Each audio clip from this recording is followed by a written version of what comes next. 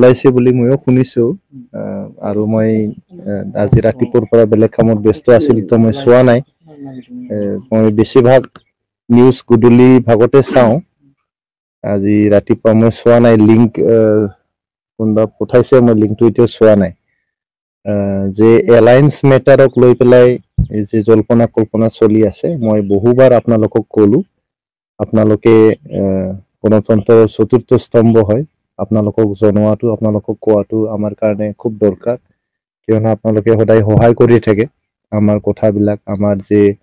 সিদ্ধান্ত আমাৰ নীতি আদৰ্শ এইবিলাক ৰাইজৰ মাজত লৈ যোৱাত আপোনালোকে বহুত সহায়ক হয়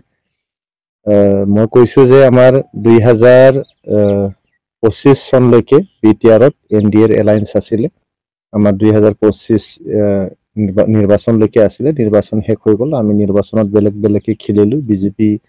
40টা সমষ্টিৰ কিমানবা সমষ্টিৰ খেলিলে তেখেতসকলে আমি 40টাতে খেলিলো এতিয়া অসম চৰকাৰত এনডিএ হিচাপে আমি 2026ৰ নিৰ্বাচনলৈকে আছো 2026লৈকে আমাৰ এলায়েন্সটো আছে 2029 চনলৈকে নতুন দিল্লীত যি ভাৰত চৰকাৰৰ এনডিএ চৰকাৰ আছে 2029 চনলৈকে আমাৰ কমিটমেন্টটো আছে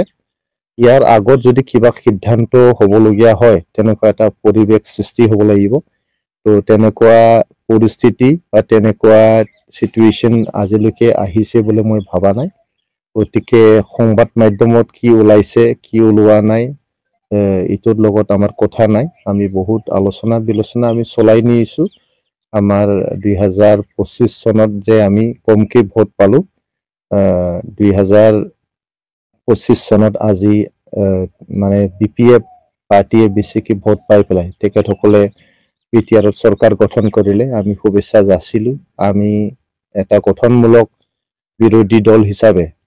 বিটিআৰৰ সৰ্বাংগীন উন্নয়নৰ কাৰণে সম অধিকাৰ সম উন্নয়নৰ কাৰণে সদায় এটা কনষ্ট্ৰাকটিভ ৰোল লৈ যাম অপজিশন হিচাপে হেতু আপোনালোকৰ সন্মুখত বহুবাৰ কোৱা হ'ল গতিকে যে এলায়েন্স মেটাৰ আছে এলায়েন্স মেটাৰৰ বিষয়ে আলোচনা কৰাৰ কোনো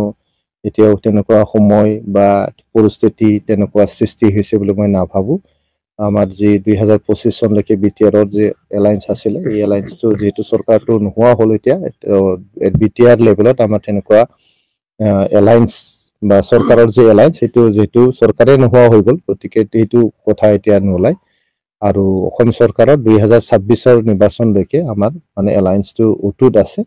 2029 চনলৈকে আমাৰ নতুন দিল্লীত এনডিএৰ যে আমাৰ কমিটমেন্ট আছে এই কমিটমেন্টটো আছে তাৰ আগত যদি কিবা